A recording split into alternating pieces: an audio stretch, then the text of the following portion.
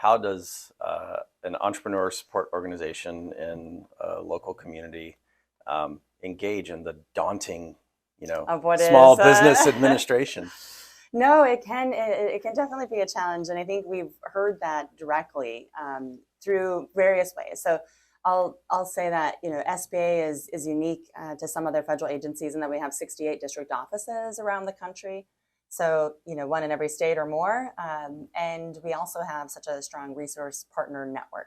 So those have been traditionally a way that we've tried to get out information about SBA and understanding whether it's an organization that wants to get involved or a company looking or potential entrepreneur.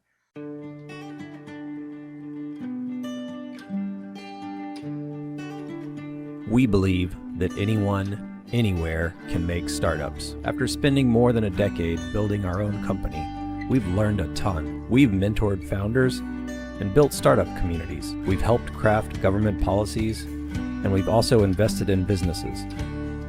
Some that succeeded and some that didn't. We've helped thousands of startup founders, funders, and facilitators. We're inspired by their dreams and determination. Our goal is to travel across America and meet as many as we can, tell their story, and share their lessons. We're on a mission to help you succeed, to show you that you aren't crazy, you aren't alone, you really can do this. We're here to make startups together. So I'm Brittany Sickler. I'm our Director of Ecosystem Development in our Office of Investment and Innovation.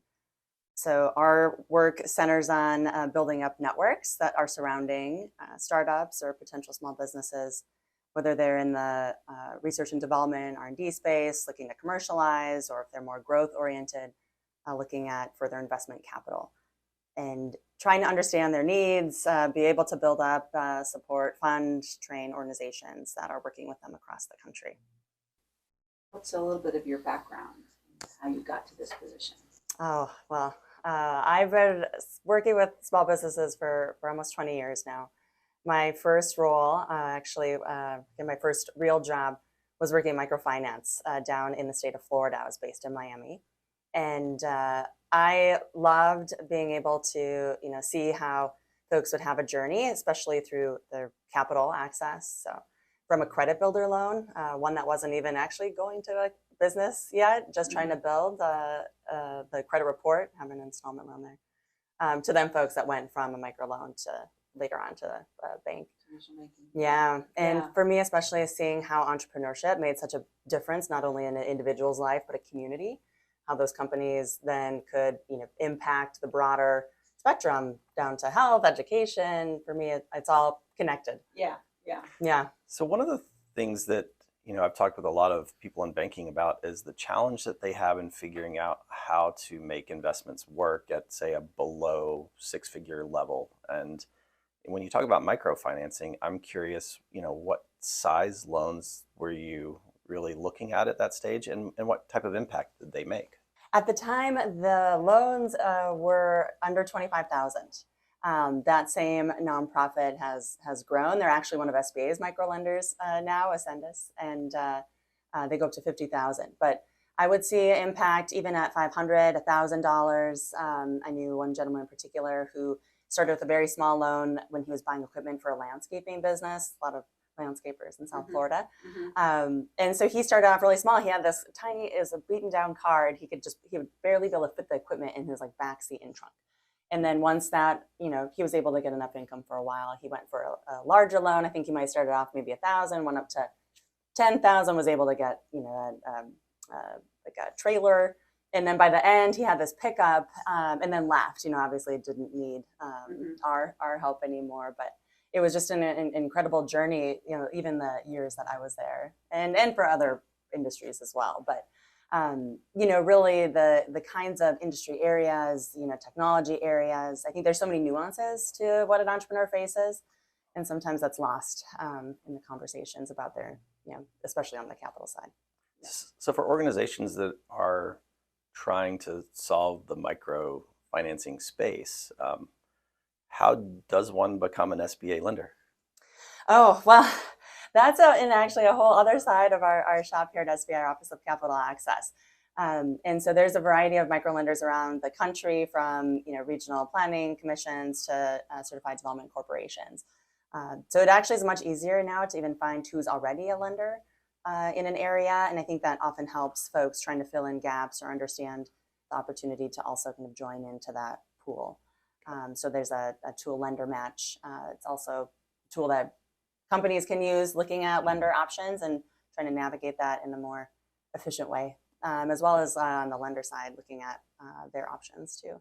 So maybe the better question would be, how does an entrepreneur support organization in a local community engage in the daunting, small business administration? No, it can definitely be a challenge, and I think we've heard that directly through various ways. So I'll say that SBA is unique to some other federal agencies in that we have 68 district offices around the country. So one in every state or more, and we also have such a strong resource partner network.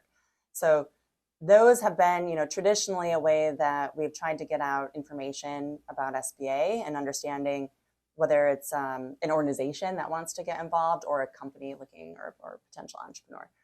I'll say, though, over the last several years, we've really grown in how we communicate and the different kinds of entrepreneur support organizations. So in my neck of the woods, it's on the innovation investment side of things. And so back in 2017, I had just joined the innovation team focused on small business innovation research and technology transfer.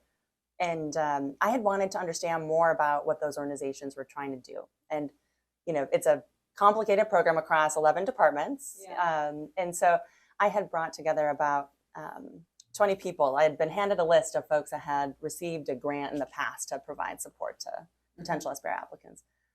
So I had a call, and many of those folks I still know today, wonderful. And, I had all sorts of questions for them. They did for me. And I found it to be a really helpful space. We had a grant coming up that was open for people to apply. We had a prize competition we wanted to let people know. But we'd also try to hear back of, how their programs were being designed, what other agencies they were working with, the hurdles. And so I was getting out for road tours, other outreach, and I was really intentional on, inviting folks to the call, because I needed a way I could talk to people, even just as one person, but kind of grow that. Yeah.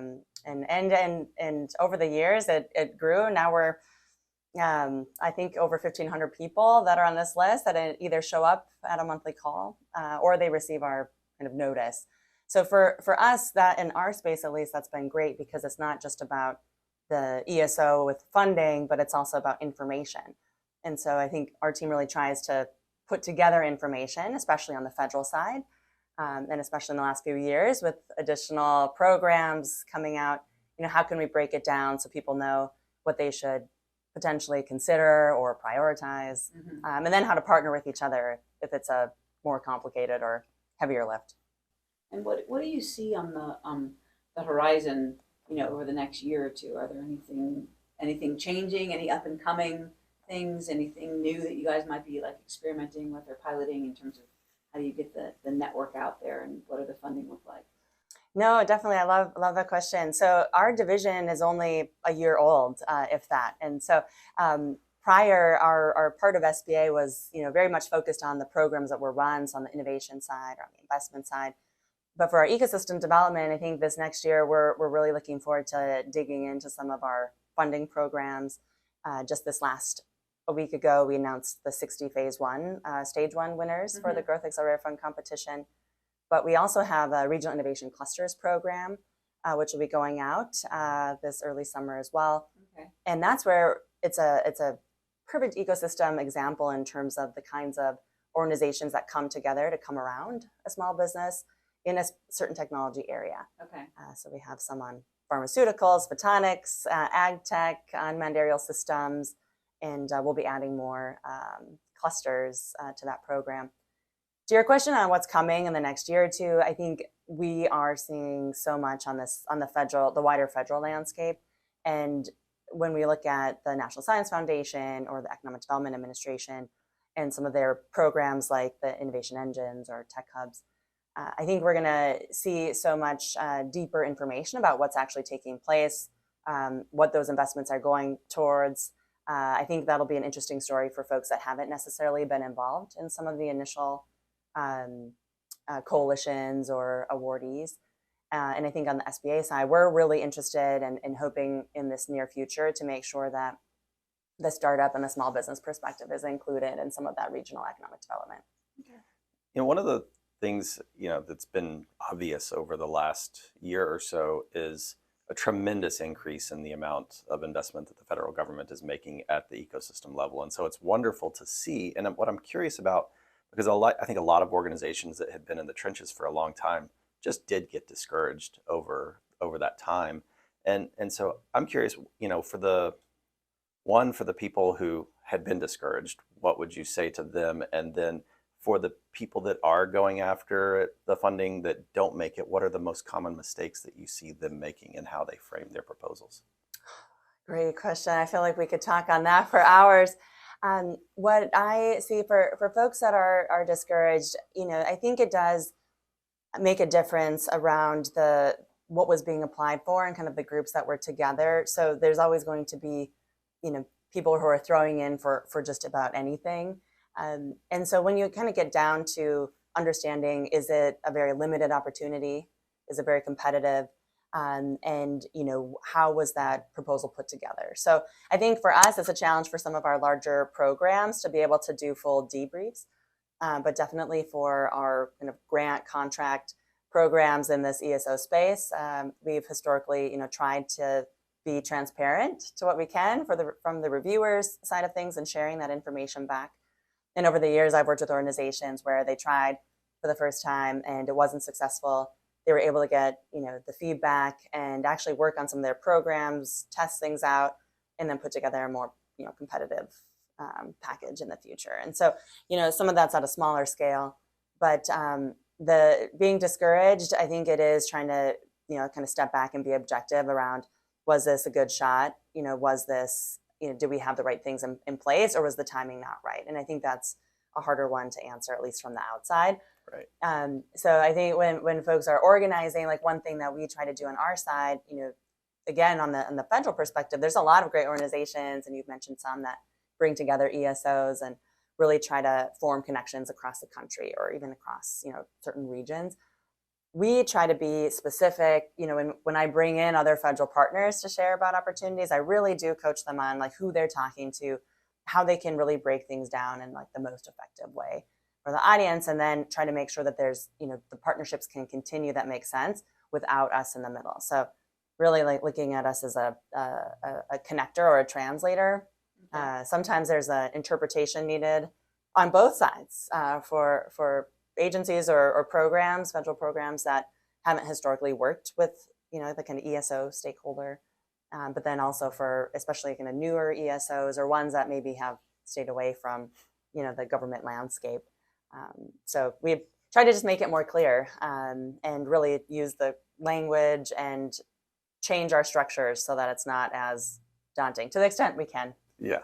Is it fair to say that there's also opportunities for those ESOs that may not have as much emphasis in the tech space? If you think about some of our rural entrepreneur support organizers, or maybe some that are in other communities that maybe don't have access to those kinds of career job professions, what does it look like for sort of the non-tech entrepreneur and startup to work with organizations like yours?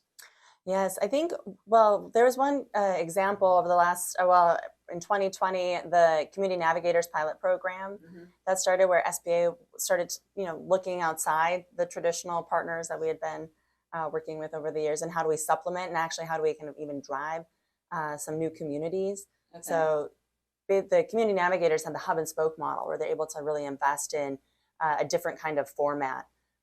That I think allowed so many new ESOs to really engage and then get to know SBA and the opportunities, versus hearing one thing about the loans or, getting business plan assistance or venturing into contracting. I think it broke down some of the myths and had a lot of folks from within the community able to share that versus people coming from outside. So there's still many ways to engage, regardless of if there's a tech focus or not. And I know that, again, on the district office side of SBA, our field, they are very focused on kind of building up their local ecosystems as well, and being present. So we have lots of fun conversations about, even though we have small staff, how does that make us more creative in how we get out there? And especially as we, again, kind of take in that information on, the customer experience side and looking at customers in a variety of ways of the ESOs as customers as well. Yeah. So, we do most of these conversations at a very local level, and I'm curious now, zooming out and looking at it, you get the unfair question of answering on behalf of America, right? So, but what is working really well in America's startup ecosystem, and where are our best opportunities for improving? Oh, that is a big question. I can't promise to answer all of it, but I will say that when you look at the broader startup ecosystem, I think what is incredible is this bent on the collaboration and understanding how to put different pieces together. So, for instance, if there's places around the country that we work with that they're looking at an entrepreneur that might be building, let's say it is on the tech side or they're a deep tech startup, and they've never done this before. So they're scientists or a builder. So we have organizations that come alongside and say, all right, we'll help you. We'll either provide you with a mentor, maybe you can go through an I-Corps program or something of the like. But then you also might need to test this out. Well, we know this whole network of national labs or the federal labs, so we'll make sure that you can test this in the right environment. You might need access to another researcher to kind of validate or help through some of that. Mm-hmm. You might need help with a fab lab or a place where you're going to be able to start with a small manufacturing piece. And so I think when I look at our startup ecosystem, we have so many different kinds of, you can call them networks or kinds of organizations, institutions. And I see such a passion from so many of our partners at, again, they're trying to put that together. They're not trying to do everything for the entrepreneur, but like seeing that as a success. And then, making sure if it's on the funding is part of it, but there's also a lot of hard and soft infrastructure.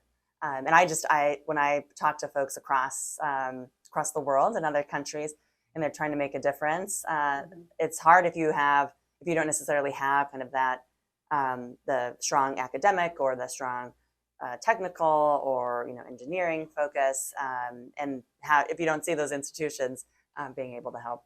Yeah, I mean, the lifestyle businesses, the Main Street businesses, the mom and pop businesses, like they can all benefit, obviously, from your resources, and then the ESOs that they work with. So it's nice to know that, you're sort of industry agnostic in terms of like, what does it look like? Because obviously it's the underlying, to our economy. Yeah, almost 33 million small businesses in the country. So I think that also makes a difference as well. Like our country is, that's where all the jobs, the majority of jobs are actually from small businesses, which I think a lot of people find surprising. We assume it's the large companies that are out there, which are doing great things. But so that's probably unique about us as well. Like it's kind of built off of that, and it's growing. Looking at the business applications over the last several years has increased, which is a great sign because I know there's lots of folks that have been studying kind of rates of entrepreneurship. And over the last couple of decades, seeing some declines overall. So I think we're optimistic and hopeful that SBA can be part of what brings some of those numbers back up. Yeah, that was actually going to be my next question, and so I'm curious if you think that the recent rebound in entrepreneurship rates, how likely is this the start of a trend as opposed to a blip? We again go leading into some of the optimism, but I think the numbers aren't. It's not necessarily a blip in that it's not just a quick uptick. So I think we're watching over time, and even since COVID, even before COVID. So when you kind of step back slightly, you do see that there's such a drive. And there, again, I think goes back to all these communities probably that you've been visiting as well, where there's a space where people are kind of championing the small business, right? It's a very hard journey, but there's a lot of people that are really trying to make sure that it's it's not impossible. And especially it could be for someone who's never going to have an employee. It could be on their own, to someone who wants to grow something really large. And I think at SBA, at least, that's what I appreciate is across that spectrum. We either have, programs or trying to build resources to fit along any of those journeys. So one of the things that has been the most concerning for me from a data perspective, and you see it boots on the ground in these communities, is the stat around half of all venture capital being in 4 metro areas in the U.S. And I'm curious, how is your office rectifying that? Yes. So the other part of our office is the Small Business Investment Company program. It's our patient capital office, and that's where SBA is licensing and regulating these investment companies, basically allowing for there to be additional capital flowing into the lower middle market. So you can imagine companies. They have revenue, they're existing, but they have needs that are beyond some of our traditional loan programs. And these SBICs, right now there's over 300. In particular, you can look at their impact in areas outside of just the metro areas that you're mentioning there. So SBA is guaranteeing that we have that flow of capital to those SBICs, and we're increasing that program, and the ceiling of what SBA is allowed to lend out to those investment companies has increased. So I think in 2023, we had over $40 billion that were out in companies, helping them stay alive, grow ideally. And we can track in the low moderate income areas and the hub zone areas and really see that the capital there is flowing. Not meeting all the needs quite yet, but that's definitely our goal as we have been modernizing that program as well. It will take time to change some of that. Well, and there's a lot of needs too. So I think we're also interested in looking at who is receiving funds, right, through who's already receiving some of the SBA loans. So we are diving deep into exactly the kinds of entrepreneurs, the communities, and where there might be gaps and missing pieces of, there should be more capital flowing to a place where we know there's all these entrepreneurs, but it's not quite there. So trying to design both programs that fit the lenders and kind of the place we work in while also trying to address those needs. Yeah, and I can imagine at the scale at which you're working, sometimes it's hard to stay as connected to the impacts, boots on the ground. But do you remember, any instances in, recent memory that just where you knew like this really is just making a tremendous difference? In terms of in the work you do and how you're impacting, at the end of the day, individual founders' lives and their communities around them. Definitely. Countless stories. I have photos up in here as well of companies that had funding from one of our, small business investment research or through our regional innovation clusters. I know I can look at the Packet Digital through our regional innovation cluster, the Defense Alliance out of Minnesota and the Dakotas. You have Natel Energy out of California, the Branch Technologies, NSF funded. So I think we have a lot of folks that, had this ability to, or the opportunity to hopefully get through. And it's incredible. So I guess for us, we kind of see how all those layers add on. So is it the information, help applying? Is it help trying to get through the challenges of being a founder, or is it, again, kind of access to how do I get a space to do this, or how do I hire people, and so we try to put those things together and map out the success stories as well, in as much to show what the programs can do, as well as on our side to really understand beyond just those data metrics, like what is actually being able to happen. It's a small business kind of. Small businesses are giants, even if they're, one person. Yeah. You do have a room full of memories here. And I think one of the things that we always try to get people to understand is that at the end of the day, institutions are just people. And so, it's kind of, it's great to see that you're able to maintain that level of connectedness to the work, even when you have to think about how do funds get deployed across all of America. Yeah, I was curious because I talk a lot with obviously founders that are, they're pre-seed, they may never scale, but they want to know more about like, how do I find capital? And I don't think they're asking for handouts per se. They're asking for like, where is it that our government has these assistance programs, and they don't know what they don't know. So I always think of SBA as like, okay, that's one of the options, but I don't want to just send them to like your website. Like there's got to be some more sort of tiers of like, okay, is that a relationship? Is that an office? Is that a program? You know, if they're not physically close to an office, how do they get access to something remotely? And it's not even just money. A lot of times it's just information, you know, and what does that look like for these founders that, you know, come through either our programs or that we mentor, you know, in terms of like, they may or may not be eligible for a loan. They may want to apply for a grant per se. And so I think you guys have lots of options for them, but it's just sort of interesting to hear you talk about like the things that you guys are doing at the national level. No, and that's always a challenge in terms of mapping out that journey. And so I think we try to tackle it a few different ways, at least to hit on some of those paths that an entrepreneur might take. So, you know, you can look at SBA.gov, the local assistance tool. And so even geographically, more so trying to find like a small business development center, women's business center, or veterans business outreach center. And so people can look there, all the information's accessible. Our district offices, which can sometimes be helpful in that connection as well. But then I think on our side is we try to match up the kinds of areas. So we have a more of a contracting area, and then folks that we try to get through to the Apex accelerators, or if we're in the innovation area, we try to also have our own kind of space where you can go. Because I've been asked many times to have the full map out of SBA and all our resource partners. And sometimes it's amazing to see everything that's out there, but it's also overwhelming. So we do like to make sure that there's almost some folks that can be that connector in an area. Whether that's a geographic area or more of a theme area. Right. Yeah.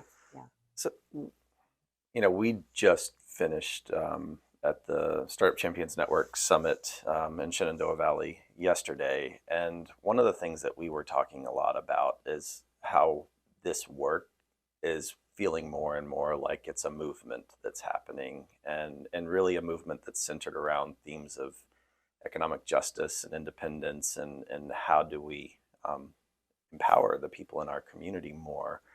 And really just thinking of like how you can speak to the importance of that and what you're seeing at the national landscape for us as a country. I know I don't make them easy. So, well, here, if you want to share again in terms of like a best area to focus. I mean, I think why?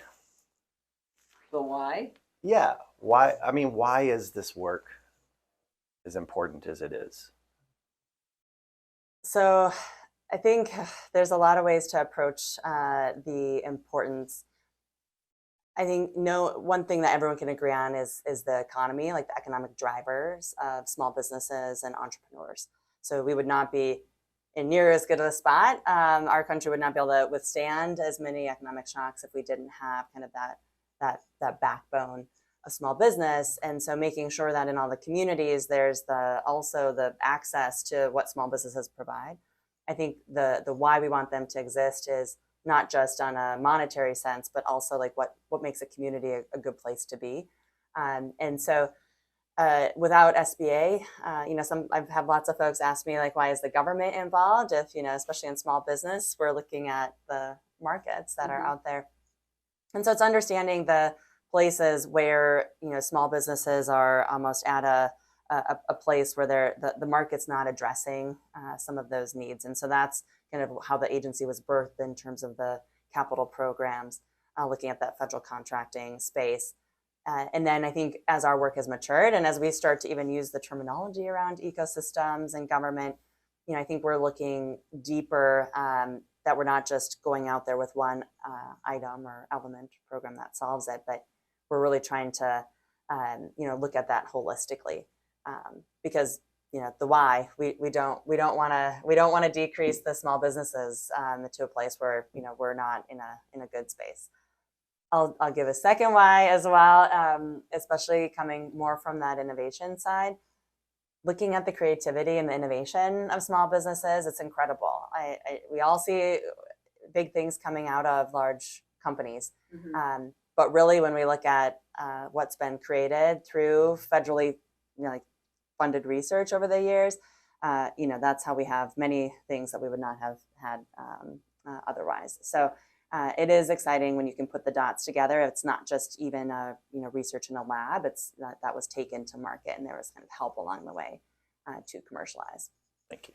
I mean, I think that like the backstory that we might recognize in terms of like, okay, where did the Googles and the Facebooks and the Apples, like when we think about these like big tech companies, if you can peel back the layers, a lot of times there was some element of not government assistance, and so they may not say that in their today's press release, but it's those little seeds that were planted way back when, and it is this. I mean, when I think about the economics of money moving, it's like, yes, our government money is moving through, taxpayers' money is moving through. It is helping, whether it's the next generation or the next creative innovation space. They didn't just show up. They actually benefited from this thing, which shows that the system is working in a way. No, it's incredible. The large names I do like to point out at times, just to give people, the Qualcomm, Symantec, iRobot all came through SBA funding. But then I also like to, some of the companies I mentioned earlier, those are in places now, in communities, employing people, developing really interesting things, and, turning their idea into this tangible reality. So, I work with thousands of these entrepreneur support organizations of all kinds, from big, sophisticated organizations, large university systems, to very tiny nonprofit or more community-driven. And again, going back to how they want to see these things happen in their area, but they understand, kind of the broader context of what's taking place. And so it's this movement together of, on our side, we're not out necessarily, working. I'm not able to work directly with each of those entrepreneurs. But if I can make it easier or better for any of those entrepreneur support organizations who are, I think that's one of our big drivers. Yeah. So with this, really renewed focus on ecosystems, where do you see us all in 5 to 10 years? Or is that too short of a time scale to think about it? I was going to say, well, definitely in the next 5 to 10 years, I see many improvements, especially across some of our federal programs. The rate that we're analyzing the impact of these larger investments, metrics around all of our innovation programs. I think we have access to data in a way that we didn't before, and are tying kind of past evaluation work on programs with kind of current real-time data that's coming in. So in 5 years, I see that continuing to improve, especially leaning into that transparency. So many of our federal programs, we are also sharing more information online about the partners that we work with, the awardees, what they're doing. And I think that allows the broader ecosystem to have a glimpse inside, whether it's to be part of that work, or is it to, kind of be adjacent or go even further.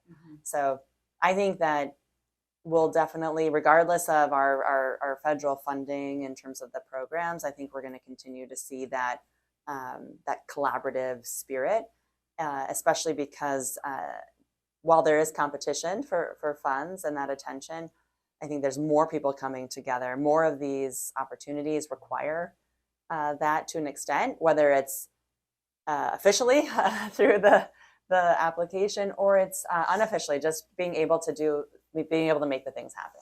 It's less likely that single entities can do that. So So I'm excited to see how the federal side can really take in and be able to have more responsive programs. Okay, that's a wrap on our episode with Brittany Sickler, Director of Ecosystem Development at the U.S. Small Business Administration. Hope you learned a lot there. Stay tuned next time for part 2 of our exploration of the U.S. ecosystem with Tiaga Nandagapal, the Division Director for the National Science Foundation, where we are going to deep dive into the NSF Engines program. Stay tuned and subscribe.